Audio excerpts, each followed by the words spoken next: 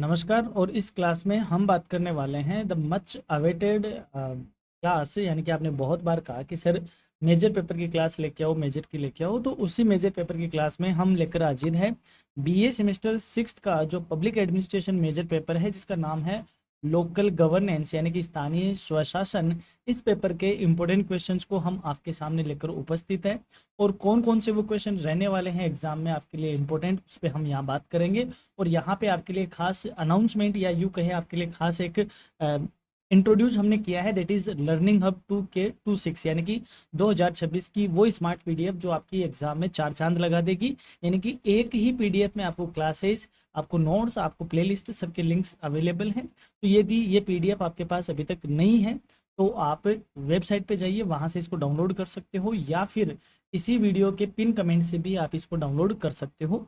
हमारी वेबसाइट पे अवेलेबल है और वहाँ पे अप टू डेट आपको मिलेगी। वेबसाइट ये रही। लर्निंग हब का एक अलग से फोल्डर है, उसमें अपडेट लिस्ट पीडीएफ आपको मिल जाएगी। अब हम बात करते हैं आपके सिलेबस की। देखो, वैसे तो मेजर पेपर को, क्योंकि आप वन शॉट की जरूर बात कर रहे थे, मेरी ट्राई भी कोशिश कर रहा था कि इसका मैं वन शॉट लेके आऊँ, लेकिन फिर मेरे को ऐसा लगता है कि कहीं ना कहीं हम आपके साथ एक ज्यादती करने वाला काम हो जाएगा, क्योंकि मेजर पेपर को एक घंटे डेढ़ घंटे की क्लास में बांधना उस पेपर के साथ वाकई में अन्याय करने जैसा है। मेजर पेपर बच्चों की थोड़ा सा लेंथी होता है, डेफिनेटली होता है, डीप में जाता है, एग्जामिनर भी इसका एक्सपर्ट होता है। तो कहीं ना कहीं वन शॉट क्लास इसकी अगर बने भी तो 3 से 4 घंटे या 5 से 6 घंटे की बने। तो अभी थोड़ा सा टाइम शॉर्ट के चक्कर में ऐसा नहीं कर पा रहे हैं, लेकिन don't worry, you are with career readiness, और हमने आपके लिए ऑलरेडी कुछ व्यवस्था की हुई है। क्या व्यवस्था है? पेपर का नाम है लोकल गवर्नेंस, और आपके लिए हमने पहले से ही एक वीडियो अपलोडेड है, दैट इज राजस्थान में पंचायती राज। पंचायती राज कह दो या लोकल गवर्नेंस कह दो, एक ही बात है। आप इस पंचायती राज वाले वीडियो को जरूर देखिएगा। इसका आपको एंड स्क्रीन और आई कार्ड में आपको इसका लिंक मिल जाएगा, या फिर आप प्लेलिस्ट में जाओ, इंडियन और राजस्थान इकोनॉमी की जो प्लेलिस्ट है उसमें आपको ये वीडियो अवेलेबल है। अब इसमें क्या क्या मिलेगा उस वीडियो में, आप पूरी थर्ड यूनिट को और फर्स्ट यूनिट का जो सिग्निफिकेंस है, यानी कि आधी ये यूनिट, यानी करीब करीब 30% सिलेबस उस वीडियो से कवर हो जाएगा, और आपकी इस पूरे पेपर का फाउंडेशन का वह काम करने वाला है, सिंगल वीडियो। वहां से आप जान पाओगे कि लोकल गवर्नेंस क्या होती है और किस तरीके के काम करती है। 73rd अमेंडमेंट उसमें आपको कंप्लीट मिलेगा, पंचायती राज उसमें आपको कंप्लीट मिलेगा, और कहीं ना कहीं फोर्थ यूनिट से रिलेटेड चीजें भी उसमें मिलेगी। यानी कि मेरा मानना है कि करीब करीब 40% सिलेबस आपका वहां से हो जाएगा। बाकी जो बचता है वो हम यहाँ इंपॉर्टेंट क्वेश्चन से देखने वाले हैं। तो चलिए करते हैं शुरुआत सबसे पहले पार्ट ए की, यानी short answer type question from the unit first. क्या होती है लोकल गवर्नमेंट, यानी कि स्थानीय शासन क्या होता है? देखो, इसको मैं थोड़ा सा आपको यहाँ पे क्लियर कर देता हूँ, क्योंकि हम जब बात ही कर रहे हैं तो पहले कॉन्सेप्ट को यहाँ से उठा लेते हैं, तब आप तुरंत समझ जाओगे क्या होता है। देखो, जब हमारा संविधान बना था, कॉन्स्टिट्यूशन बना था, तो हमने संविधान में बहुत सारी चीज़ें, कुछ अमेरिका से ले ली, कुछ इंग्लैंड से ले ली, कुछ नीदरलैंड से ले ली, फ्रांस से ले ली। अलग अलग देशों के संविधान से हमने कुछ ना कुछ लिया है। लेकिन बात करें पंचायती राज की या लोकल गवर्नेंस की, वो हमारा मौलिक है, वो हमारा मूल है। यानी कि इंडिया की बात करें तो इंडिया में पंचायती राज बहुत सालों से चला आ रहा है। वैदिक टाइम में भी था, मुगलों के टाइम पे भी था, ब्रिटिश औपनिवेशिक काल में भी था, वर्तमान काल में भी है, अलग अलग टाइम पे ये रहा है। इस तरीके से रहा है। होता क्या है पंचायती राज? यानी कि सबसे ऊपर होती है सेंट्रल गवर्नमेंट। सेंट्रल गवर्नमेंट अपने पावर्स का, अपने कामों का डिसेंट्रलाइज करती है स्टेट गवर्नमेंट के पास, और स्टेट गवर्नमेंट से डिसेंट्रलाइज होते हैं लोकल गवर्नमेंट के पास। यानी कि एक गांव में किसी व्यक्ति की क्या समस्या है, वो यहाँ तक पहुँच नहीं पाती, पीएम तक नहीं पहुँच पाती, इसलिए उसकी पहुँच होती है अपनी लोकल गवर्नमेंट तक, और लोकल गवर्नेंस से पहुँचते हैं स्टेट गवर्नेंस तक, और स्टेट गवर्नेंस से पहुँचती है सेंट्रल गवर्नमेंट तक। और सेंट्रल गवर्नमेंट को कोई प्रोग्राम क्रियान्वित करना है, इम्प्लीमेंट करना है, तो वह भी लोकल गवर्नेंस के थ्रू ही होता है। जैसे मनरेगा, और आपको पता ही होगा मनरेगा का नाम चेंज हो गया है। तो कोई भी ऐसे प्रोग्राम जो आम आदमी तक पहुंचने होते हैं, वो लोकल गवर्नेंस के थ्रू ही क्या होते हैं, इम्प्लीमेंट होते हैं। लोकल गवर्नेंस क्या होता है? क्योंकि हम बात कर रहे हैं डेमोक्रेसी की। डेमोक्रेसी का मतलब होता है लोकतंत्र, for the people, by the people and to the people, यानी जनता का, जनता के लिए और जनता के द्वारा किया जाने वाला शासन लोकतंत्र होता है। तो जनता दिखे कहाँ? जनता दिखती है लोकल गवर्नेंस में। इसलिए जो लोकल गवर्नेंस है वो थोड़ा इम्पोर्टेंट हो जाता है, इसका कॉन्सेप्ट आपके लिए इम्पोर्टेंट हो जाता है। तो इन कॉन्सेप्ट को आई थिंक आप अगर पहले पढ़ चुका है तो अब हम इस बिन कॉन्सेप्ट के साथ सारे क्वेश्चंस लगाने में इजी है। तो देखो समझते हैं सबसे पहले लोकल गवर्नमेंट क्या होती है। Local government is a system of administration that manages local affairs through elected local bodies. स्थानीय शासन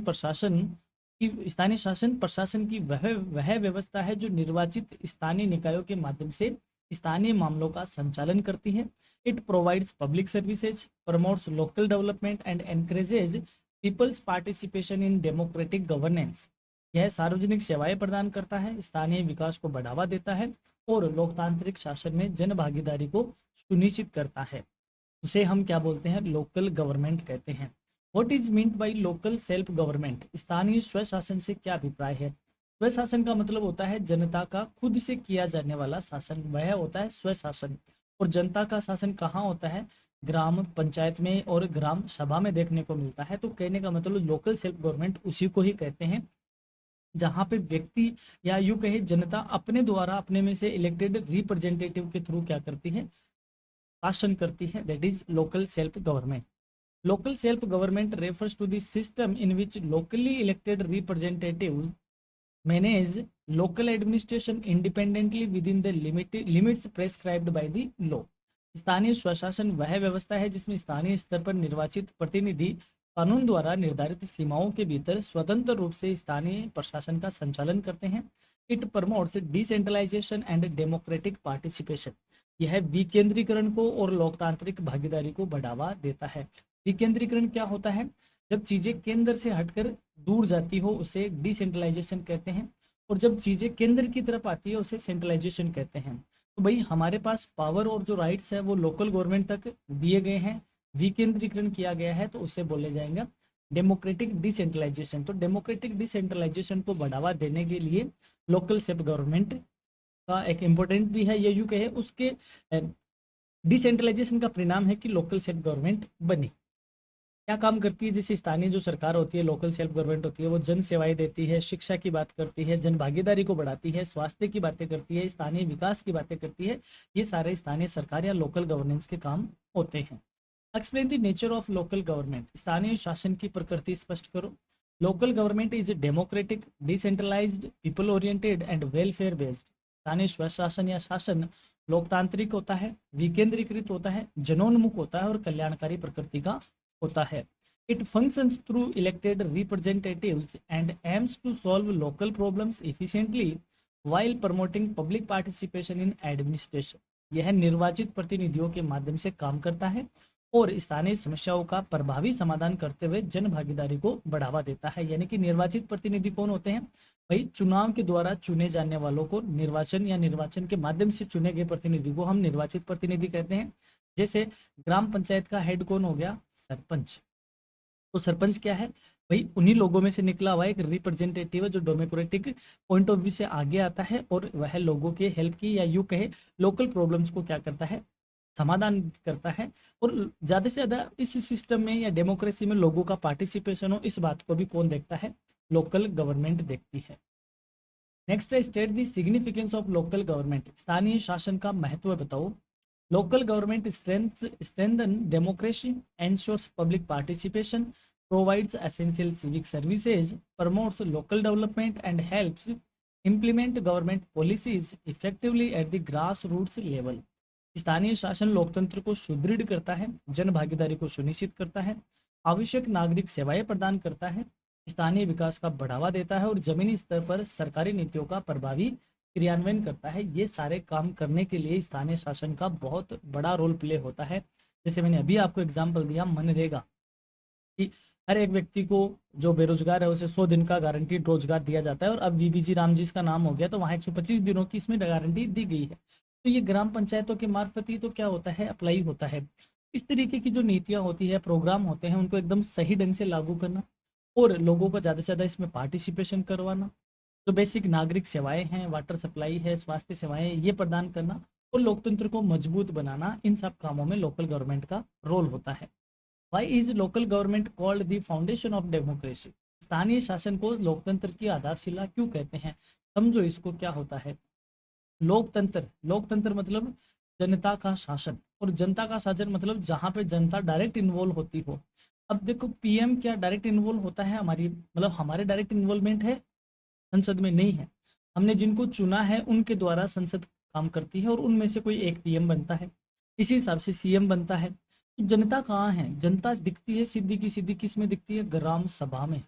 इसमें दिखती है ग्राम सभा में। ग्राम सभा क्या होती है, ग्राम सभा होती है एक लोकल गवर्नमेंट में या एक ग्राम पंचायत में जितने भी जो रजिस्टर्ड वोटर होते हैं उनकी संख्या को क्या बोलते हैं, ग्राम सभा। तो डायरेक्ट पार्लियामेंट्री सिस्टम कहाँ देखने को मिलता है, ग्राम सभा में देखने को मिलता है।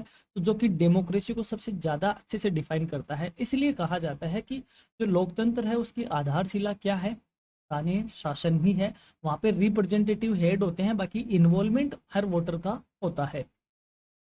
Local government is called the foundation of democracy because it allows citizens to participate directly in decision making, leadership, and local development, thereby strengthening democratic values and accountability. स्थानीय शासन को लोकतंत्र की आधारशिला इसलिए कहा जाता है क्योंकि यह नागरिकों को निर्णय निर्माण की प्रक्रिया में, नेतृत्व में और स्थानीय विकास में प्रत्यक्ष तौर पर भागीदारी का अवसर देता है, जिससे लोकतांत्रिक मूल्यों और उत्तरदायित्व को मजबूती मिलती है। इसे इसलिए इसे लोकतंत्र की आधारशिला कहा जाता है।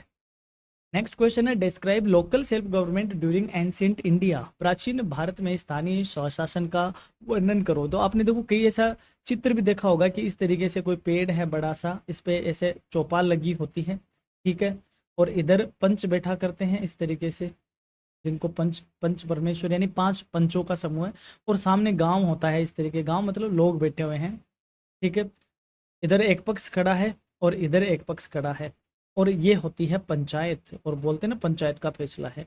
तो ये तो एंशिएंट इंडिया से चला आ रहा है, यानी हमारा प्राचीन भारत में ऐसी व्यवस्था है, वैदिक समय में ऐसी व्यवस्था है, बौद्ध समय में ऐसी व्यवस्था है, मुगल काल में, गुप्त काल में, औपनिवेशिक काल में, वर्तमान काल में, हर काल में इसकी व्यवस्था है। तो इसका मतलब एंशिएंट इंडिया से ऐसा चला आ रहा है। तो क्या है ये, in ancient India, village communities managed local affairs through village assemblies such as Gram Sabha and Panchayats.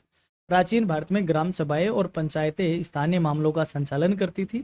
These institutions enjoyed considerable autonomy in administration and justice. इन संस्थाओं को प्रशासन तथा न्याय संबंधी कार्यों में पर्याप्त स्वायत्ता भी प्राप्त थी। जैसे आज भी एक नाम आप सुनते हो तो कभी खाप पंचायत का, जो कि पंजाब और हरियाणा की साइड चलती है। आज भी इनके डिसीजंस बहुत ज़्यादा मतलब ऐसे मानने जैसे होते हैं, और आज भी इनका रुतबा दबदबा होता है। तो ये एक एंशिएंट इंडिया की ही क्या हमें झलक दिखाता है लोकल सेल्फ गवर्नमेंट की। अगला क्वेश्चन है, explain the condition of local self government during medieval India. मध्यकालीन भारत में स्थानीय स्वशासन की स्थिति क्या है, क्या रही। During medieval India local institutions continue to function, but their autonomy declined due to the increasing control of the central rulers and feudal administration. यानी कि सब मध्यकालीन जो भारत है वहाँ स्थानीय संस्थाएं कार्यरत तो थी, किंतु केंद्रीय शासकों का बढ़ना और सामंती प्रशासन के बढ़ने के कारण, नियंत्रण के कारण इनकी स्वायत्ता में क्या आ गई, कमी आ गई। यानी कि लोकल सेल्फ गवर्नमेंट उतना इंडिपेंडेंट होकर काम नहीं कर पाई मिडाइवल इंडिया में, क्योंकि सेंट्रल जो रूरल्स है उनका दबदबा बढ़ गया, और साथ में जो सामंती व्यवस्था है, सामंती प्रशासन है, वो भी ज़्यादा बढ़ गया था। दैट्स वाई जो लोकल सेल्फ गवर्नमेंट है उनकी संख्या भी रही, वो काम भी कर रही थी, लेकिन उनकी जो क्या बोलते हैं ऑटोनॉमी है, जो इंडिपेंडेंटली है, जो स्वायत्ता है, उसमें कमी आई थी मध्यकालीन भारत में। नेक्स्ट क्वेश्चन है, mention the development of local self government during modern India. आधुनिक भारत में स्थानीय स्वशासन के विकास का उल्लेख कीजिए। During modern India, especially under British rule, local self-government developed through reforms, including Lord Ripon's resolution of 1882, which is regarded as the foundation of democratic local administration. Star mark लगाओ इसको। आधुनिक भारत में विशेषकर यदि हम ब्रिटिश शासन की बात करें तो स्थानीय स्वशासन का विकास विभिन्न सुधारों के माध्यम से हुआ, जिसमें 1882 में लॉर्ड रिपन का प्रस्ताव आया था। लोकतांत्रिक स्थानीय प्रशासन को जो प्रस्ताव आया था उसको लोक शासन जो स्थानीय प्रशासन है उसकी आधारशिला माना गया, और इंडिया में लॉर्ड रिपन को जो डेमोक्रेटिक है या यूके जो लोकल सेल्फ गवर्नमेंट है इसका क्या माना जाता है, आदर माना जाता है। इसे पंचायती राज का मेगना कार्टा कहा जाता है। आप इस बात को याद रखना, मेगना कार्टा कहा जाता है। तो ये इसके फादर के तौर पे भी जाने जाते हैं। Who is known as the father of local self government in India? भारत में स्थानीय स्वशासन का जनक किसे कहते हैं? Lord Ripon is known as the father of local self government in India because his resolution of 1882 encouraged decentralisation and democratic local administration. भारत में स्थानीय स्वशासन का जनक लॉर्ड रिपन को कहा जाता है क्योंकि उनके 1882 के प्रस्तावों ने विकेंद्रीकरण और लोकतांत्रिक स्थानीय प्रशासन को क्या दिया था? बढ़ावा दिया था। लेकिन यहाँ पे एक नोट लगा के जरूर लिखिए, 1959 में पंचायती राज का उद्घाटन हुआ था और उस टाइम जो प्रधानमंत्री थे वो थे पंडित नेहरू जी, और उन्होंने डेमोक्रेटिक डिसेंट्रलाइजेशन को क्या किया था? मोटिवेट किया था, या यूँ किया था, चालू किया था।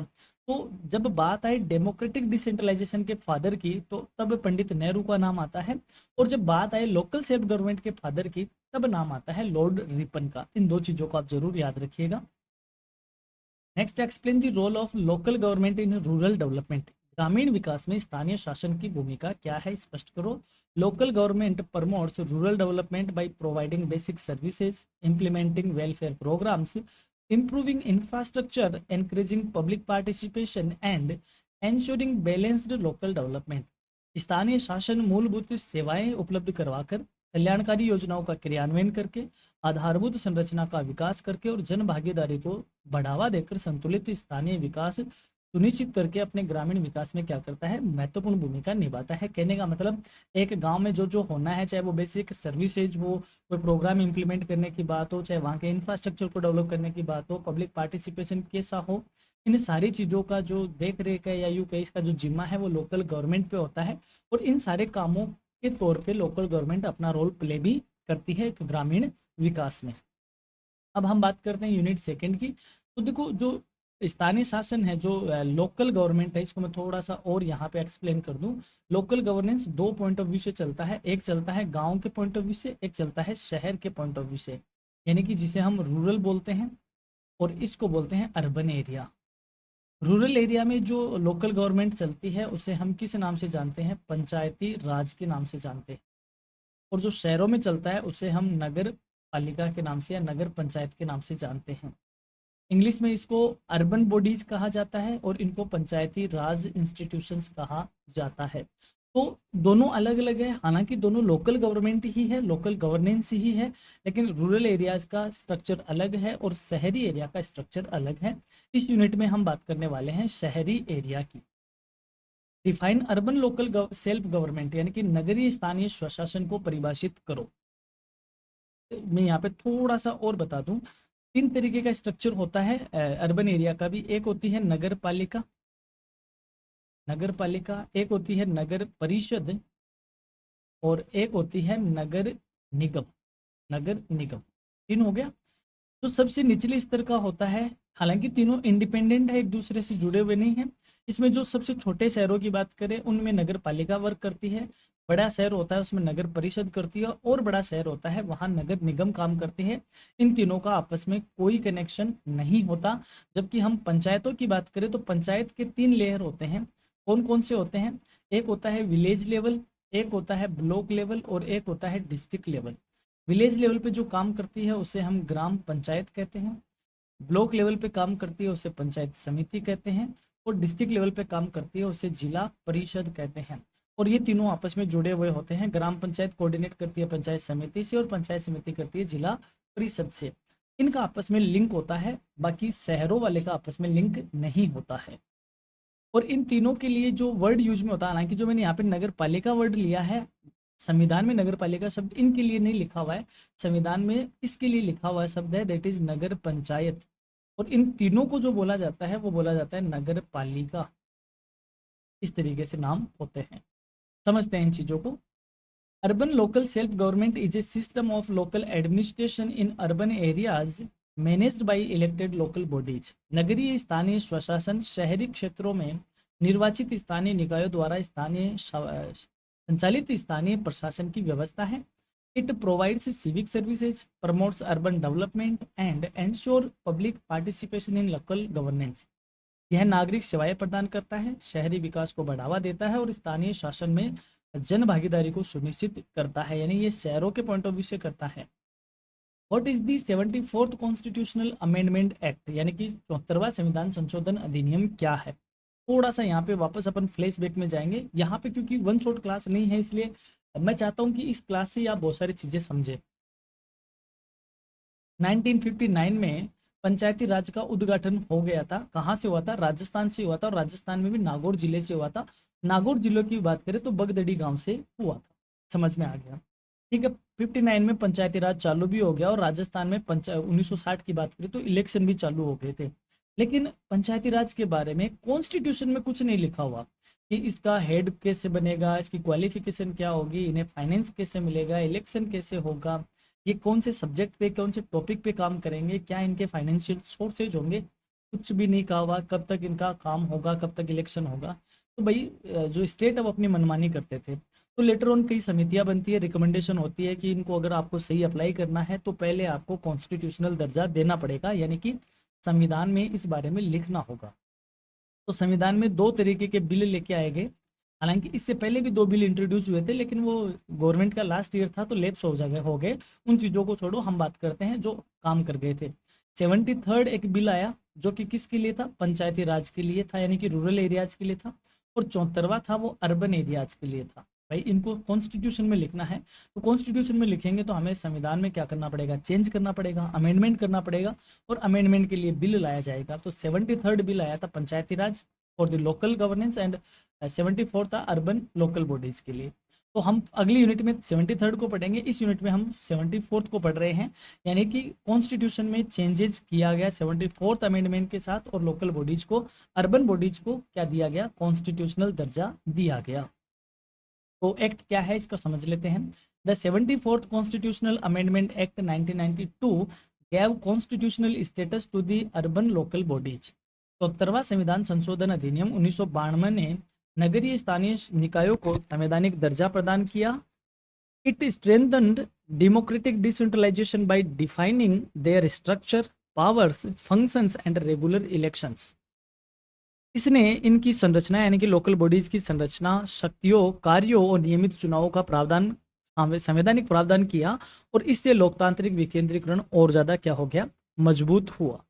नेक्स्ट क्वेश्चन है, mention the main objectives of the 74th constitutional amendment act. 73वें संविधान संशोधन अधिनियम के मुख्य उद्देश्य क्या है? The main objectives are to strengthen urban local bodies, ensures democratic decentralisation, promote people's participation, improve urban governance and provide constitutional recognition to municipalities। यानी कि इसने के प्रमुख उद्देश्यों की बात करें तो नगरीय स्थानीय स्वशासन नगरीय स्थानीय निकाय हैं उनको सशक्त बनाना, लोकतांत्रिक विकेंद्रीकरण को सुनिश्चित करना, लोगों की भागीदारी बढ़ाना, शहरी प्रशासन में सुधार लाना, और नगर निकायों को संवैधानिक मान्यता प्रदान करना इसके क्या रहे हैं? मुख्य उद्देश्य रहे हैं। अगला क्वेश्चन है, व्हाट इज म्युनिसिपल कॉर्पोरेशन? नगर निगम क्या होता है? A municipal corporation is the highest urban local body established in large cities। नगर निगम बड़े शहरों में स्थापित सर्वोच्च नगरीय स्थानीय निकाय है। It is responsible for providing civic amenities, urban planning, sanitation, public health and infrastructure development। यह नागरिक सुविधाओं के लिए, नगर नियोजन के लिए, स्वच्छता के लिए, सार्वजनिक स्वास्थ्य और अपने एरिया में आधारभूत संरचना के विकास के लिए क्या है? उत्तरदायी निकाय है, उत्तरदायी संस्था है। Define municipal corporation council. नगर परिषद क्या है? जैसे हम सीकर की बात करें तो सीकर में क्या है? म्यूनिसिपल काउंसिल है, नगर परिषद है। A municipal council is an urban local body established for medium size towns. नगर परिषद मध्यम आकार के नगरों के लिए स्थापित नगरीय स्थानीय निकाय है। It manages local administration, public services, sanitation, roads and development activities. यह स्थानीय प्रशासन, नागरिक सेवाएं, स्वच्छता, सड़कों और विकास कार्यों का संचालन करती है। व्हाट इज नगर पंचायत? नगर पंचायत क्या है? जैसे मैंने आपको कहा ना कि हम जिसे नगर पालिका कहते हैं, एक्चुअली कॉन्स्टिट्यूशन में उसका नाम क्या है? नगर पंचायत है। नगर पालिका इन तीनों का कलेक्टिव नाम है, यानी कि जिसमें नगर पंचायत भी है, नगर निगम परिषद भी और नगर निगम है, इन तीनों का जो कॉमन नाम है दैट इज नगर पालिका। और जिसे हम नगर पालिका एक्चुअल में बोलते हैं उसका नाम संविधान में क्या है? Nagar Panchayat. Nagar Panchayat is an urban local body established for transitional areas that are changing from rural to urban। Nagar Panchayat ऐसे संक्रमणकालीन क्षेत्रों के लिए स्थापित नगरीय स्थानीय निकाय है जो ग्रामीण से शहरी क्षेत्र में परिवर्तित हो रहे हैं, यानी कि जो गांव है लेकिन अब धीरे धीरे शहर बन रहे हैं, वहां पे नगर पंचायत बन जाती है, नगर पालिका वहां पे बना दी जाती है। It provides basic civic services and promotes planned urban development.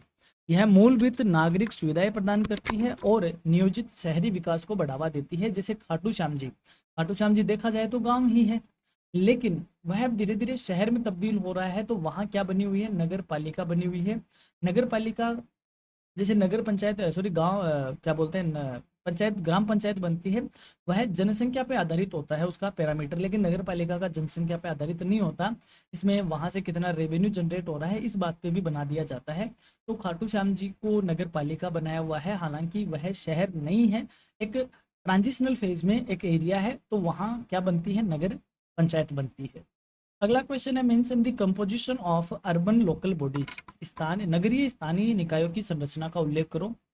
Urban local bodies consist of elected representative, chairperson और mayor, nominated members where applicable and administrative officers responsible for local governance and development।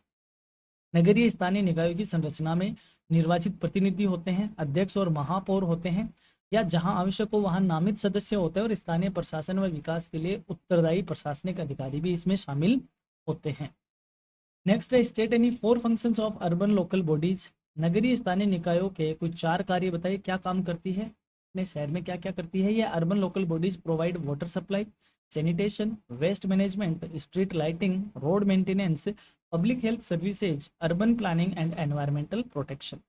जो नगरीय स्थानीय निकाय है वो जलापूर्ति, स्वच्छता, ठोस कचरा प्रबंधन, सड़क प्रकाश व्यवस्था, सड़क का रखरखाव, सार्वजनिक स्वास्थ्य सेवाएं और नगर नियोजन व पर्यावरण संरक्षण के कई सारे काम करती है। यानी कि इस तरीके के इनके खूब सारे काम है, चाहे वो लाइटिंग का हो, अर्बन प्लानिंग का हो, एनवायरनमेंट का प्रोटेक्शन का हो, रोड मेंटेनेंस का हो, सैनिटेशन और स्वच्छता का हो, पब्लिक हेल्थ की बातें हो, ये सारे काम लोकल अर्बन बॉडीज देखती है। नेक्स्ट क्वेश्चन है, mention the powers of municipal corporation. नगर निगम की शक्तियों का उल्लेख करो।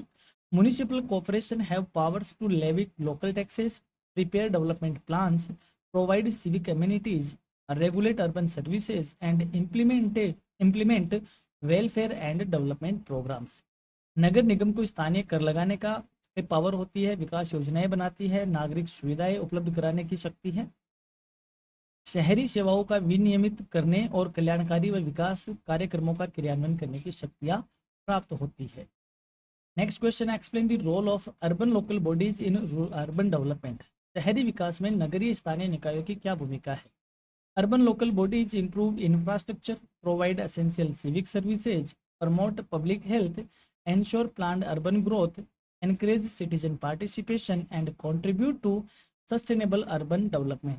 नगरीय स्थानीय निकाय आधारभूत संरचना का विकास करते हैं, आवश्यक नागरिक सेवाएं उपलब्ध कराते हैं, सार्वजनिक स्वास्थ्य को बढ़ावा देते हैं, नियोजित शहरी विकास सुनिश्चित करते हैं और जन भागीदारी को प्रोत्साहित करते हैं और सतत शहरी विकास में क्या देते हैं, योगदान देते हैं। इस प्रकार ये अपना रोल प्ले करते हैं अर्बन डेवलपमेंट में।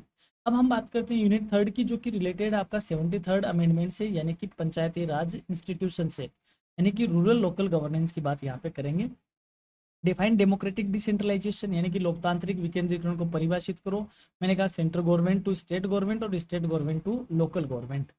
Democratic decentralization is the transfer of powers, functions, and responsibilities from higher levels of government to elected local bodies, ensuring people's participation in decision making and local development। लोकतांत्रिक विकेंद्रीकरण वह प्रक्रिया है जिसमें सरकार की शक्तियां, कार्य, उत्तरदायित्व उच्च स्तर से निर्वाचित स्थानीय निकायों को हस्तांतरित किए जाते हैं और जिसमें निर्णय निर्माण और स्थानीय विकास और जन भागीदारी सुनिश्चित होती है। यानी कि ये सारे कामों के लिए पावर्स का, फंक्शंस का, रेस्पॉन्सिबिलिटी का ऊपर के स्तर से नीचे के स्तर पे क्या करना, ट्रांसफर करना, डेमोक्रेटिक डिसेंट्रलाइजेशन कहा जाता है। What is the 73rd constitutional amendment act, यानी 73वां संविधान संशोधन अधिनियम क्या था। तो मैंने आपको कहा था कि संविधान में चेंज करने के लिए 73वां और 74वां 2 कॉन्स्टिट्यूशनल अमेंडमेंट बिल आए थे।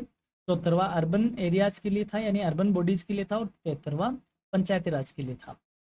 क्योंकि कॉन्स्टिट्यूशन में कुछ लिखना है तो चेंज करना पड़ेगा। The 73rd constitutional amendment act 1992 gave constitutional status to Panchayati Raj institutions. 73वां संविधान संशोधन अधिनियम 1992 ने पंचायती राज संस्थाओं को संवैधानिक दर्जा प्रदान किया। It strengthen local governance by providing A 3-tier Panchayati Raj system and regular elections. इसने त्रिस्तरीय पंचायती राज व्यवस्था और नियमित चुनावों का प्रावधान करके ग्रामीण स्थानीय शासन को क्या किया, सशक्त बनाया। यानी कि मैंने आपको बताया कि 3 लेवल होते हैं, विलेज लेवल, ब्लॉक लेवल और डिस्ट्रिक्ट लेवल। विलेज लेवल पे ग्राम पंचायत होती है और ग्राम पंचायत का जो हेड होता है उसका नाम सरपंच होता है। ब्लॉक लेवल पे पंचायत समिति होती है, पंचायत समिति का जो हेड होता है उसका नाम प्रधान होता है। जिला परिषद के हेड का नाम जिला प्रमुख होता है। ये भी आपको पता होना चाहिए। अभी पंचायती राज इलेक्शन आने भी वाले हैं। Mention the main objectives of the 73rd constitutional amendment act, यानी 73वें संविधान संशोधन अधिनियम के प्रमुख उद्देश्य क्या है। The main objectives are to strengthen Panchayati Raj institutions, promote democratic decentralisation, ensure people's participation, empower rural local bodies and improve rural development. इसके प्रमुख उद्देश्यों की बात करें तो पंचायती राज संस्थाओं को सशक्त बनाना, लोकतांत्रिक विकेंद्रीकरण को बढ़ावा देना, जन भागीदारी को सुनिश्चित करना, ग्रामीण स्थानीय निकायों को सशक्त करना और ग्रामीण विकास को प्रोत्साहित करना। ये सारे इसके मेन ऑब्जेक्टिव रहे हैं। व्हाट इज ग्राम सभा? ग्राम सभा क्या है? एक ग्राम पंचायत में जितने भी वोटर्स होते हैं रजिस्टर्ड, उनकी संख्या को हम क्या बोलते हैं? ग्राम सभा कहते हैं। Gram Sabha is the general body consisting of all registered voters of a village. Gram Sabha गांव के सभी पंजीकृत मतदाताओं का सामान्य निकाय है। It approves development plans, monitors panchayat activities and promotes direct democracy at the village level. यह विकास योजनाओं को अनुमोदित करती है, पंचायत के कार्यों की निगरानी करती है और ग्राम स्तर पर प्रत्यक्ष लोकतंत्र को बढ़ावा देती है। यानी कि डायरेक्ट पार्लियामेंट्री सिस्टम देखने को मिलता है ग्राम सभा में। ये ग्राम सभा होती है, ये मान लो सरपंच है और ये उस गांव के रजिस्टर्ड वोटर्स है और ये क्या काम करते हैं? विकास योजनाओं की स्वीकृति देती है। जैसे हमने देखा ना विधानसभा में विधायक होते हैं, अपोजिशन वगैरह होती है, लेकिन यहाँ अपोजिशन तो नहीं होता हालांकि। तो ये आपस में बन जाते हैं, एक मत बना लेते हैं, जो जितने पे एग्री होता है उस हिसाब से काम चल जाता है। तो ये एक तरीके से वही है, विधानसभा इलेक्टेड पर्सन होते हैं और ये डायरेक्ट जनता होती है जो कि ग्राम सभा में बैठती है। नेक्स्ट है डिफाइन ग्राम पंचायत। ग्राम पंचायत को परिभाषित करो। Gram Panchayat is the lowest tier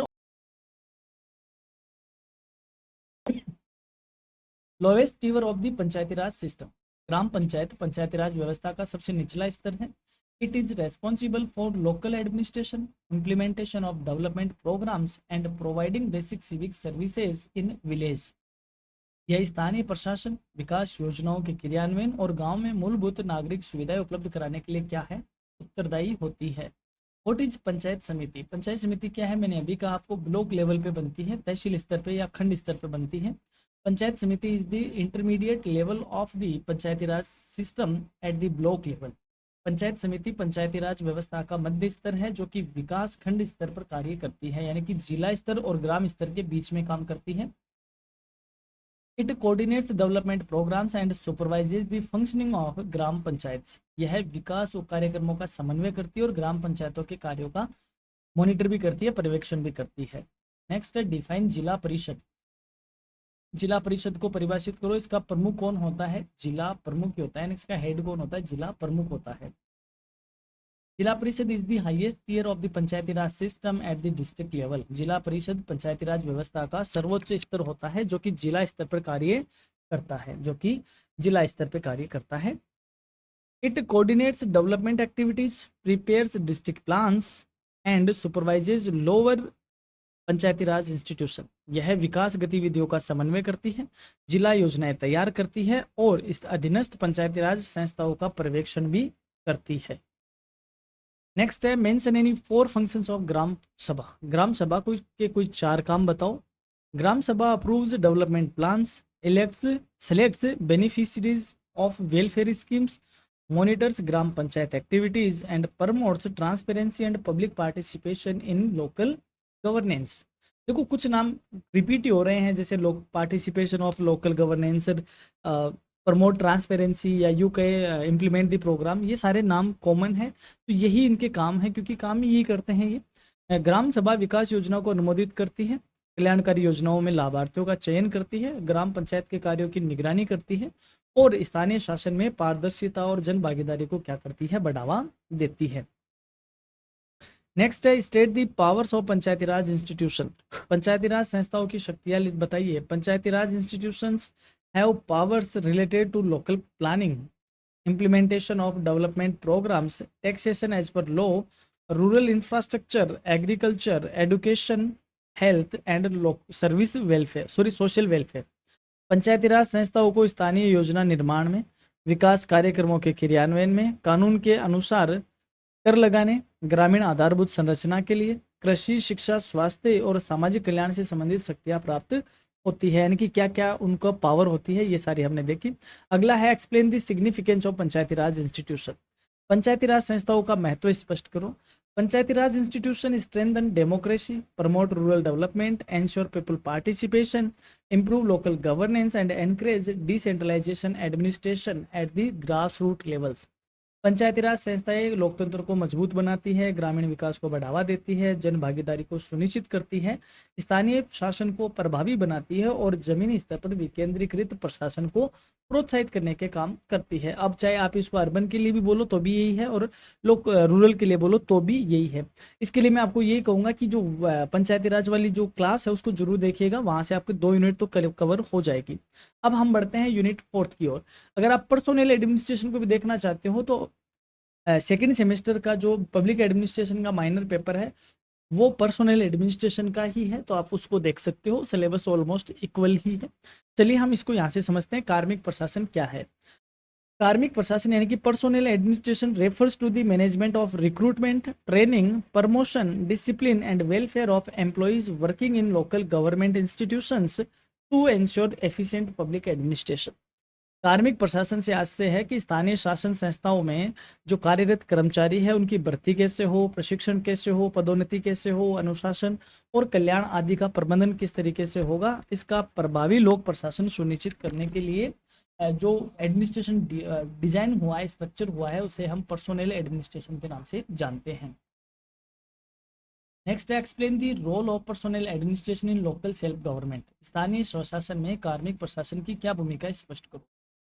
Personnel administration ensures efficient recruitment, training, supervision and welfare of employees। कार्मिक प्रशासन कर्मचारियों की प्रभावी भर्ती को, प्रशिक्षण को, पर्यवेक्षण को और कल्याण को सुनिश्चित करता है। It improves administrative efficiency, accountability and effective implementation of development programmes. यह प्रशासनिक दक्षता, उत्तरदायित्व और विकास कार्यक्रमों के प्रभावी क्रियान्वयन को भी बढ़ावा देने का काम करता है। ये रिक्रूटमेंट करता है, एम्प्लॉय के वेलफेयर की बात करता है, बेटर एडमिनिस्ट्रेशन देखता है, सुपरविजन करता है, ट्रेनिंग देता है। ये सारे काम पर्सोनल एडमिनिस्ट्रेशन करता है। नेक्स्ट है what is the directorate of local bodies. स्थानीय निकाय निदेशालय क्या है? The directorate of local bodies in state is a state level department that supervises, coordinates and regulates urban local bodies while providing administrative guidance and support। स्थानीय निकाय निदेशालय राज्य स्तरीय विभाग है जो नगरीय स्थानीय निकायों का पर्यवेक्षण करता है, समन्वय करता है और नियमन करने का काम करता है और उन्हें प्रशासनिक मार्गदर्शन व सहायता भी क्या करता है, प्रदान करने का काम करता है। नेक्स्ट है mention the functions of the directorate of the local bodies. यानी कि जो लोकल बॉडीज है उनके काम क्या है, स्थानीय निकाय निदेशालय के काम क्या है। The directorate supervises municipalities, implements government policies, provides administrative guidance, monitors urban development programs and ensures effective functioning of urban local bodies। स्थानीय निकाय निदेशालय नगर निकायों का पर्यवेक्षण करता है, सरकारी नीतियों का क्रियान्वयन सुनिश्चित करता है, प्रशासनिक मार्गदर्शन देता है और शहरी विकास कार्यक्रमों की निगरानी करता है। वह नगरीय स्थानीय निकायों के प्रभावी संचालन को भी क्या करता है, सुनिश्चित करता है। ये सारे काम जो डायरेक्टरेट देखता है। नेक्स्ट क्वेश्चन है what is the role of the panchayat and rural development department. जो पंचायती राज विभाग है और जो ग्रामीण विकास विभाग है, यानी एक ही है ये पूरा, पंचायती राज एवं ग्रामीण विकास विभाग है, इसका क्या रोल है। The panchayat and rural development department formulates policies, supervises Panchayati Raj institutions, implements rural development programs and promotes decentralized governance in rural areas। पंचायती राज एवं ग्रामीण विकास विभाग नीतियां बनाता है, पंचायती राज संस्थाओं की निगरानी करता है, ग्रामीण विकास कार्यक्रमों का क्रियान्वयन करता है और ग्रामीण क्षेत्रों में विकेंद्रीकृत शासन को बढ़ावा देता है। देखो दोनों में क्या डिफरेंस है। हमने कहा रूरल एरियाज है एक तरफ और एक तरफ अर्बन एरियाज है। रूरल एरिया में पंचायती राज इंस्टीट्यूशन काम करते हैं और रूरल एरिया में नगर पालिकाएं काम करती हैं।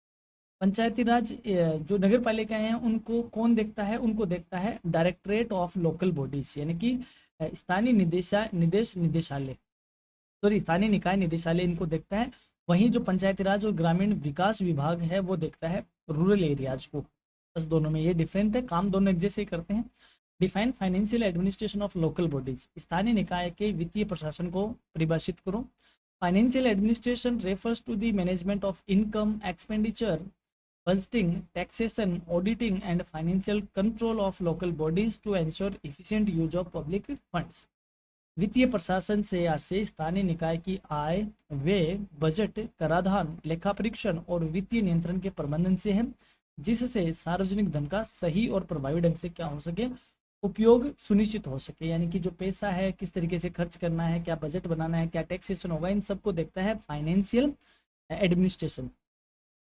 नेक्स्ट है mention the main sources of income of the local bodies, स्थानीय निकायों की आय का मुख्य स्रोत क्या है। जैसे सेंट्रल गवर्नमेंट टैक्सेशन से कमाती है, टैक्सेशन में इनकम टैक्स हो गया, वेल टैक्स हो गया, कस्टम हो गया, कॉर्पोरेट हो गया, इनसे कमाती है। जो स्टेट गवर्नमेंट है वो सेल्स टैक्स से कमाती है। उसी हिसाब से लोकल गवर्नमेंट के पास क्या है, फाइनेंस के सोर्सेज।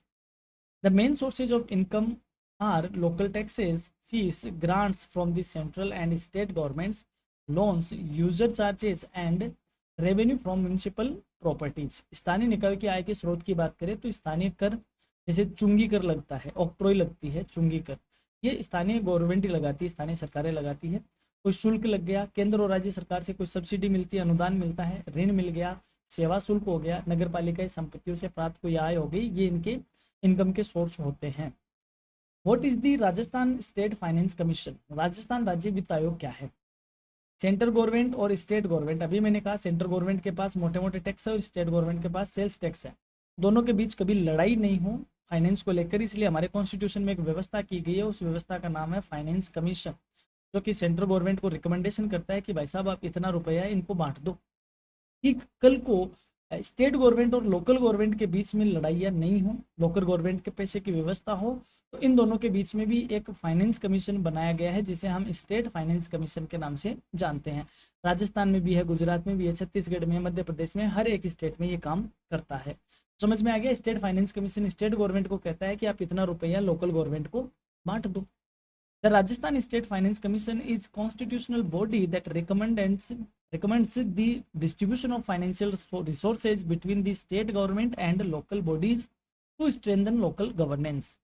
राजस्थान राज्य वित्त आयोग एक संवैधानिक निकाय है जो राज्य सरकार को और स्थानीय निकायों के बीच वित्तीय संसाधनों के वितरण से संबंध में सिफारिश करता है ताकि स्थानीय शासन को सशक्त बनाया जा सके।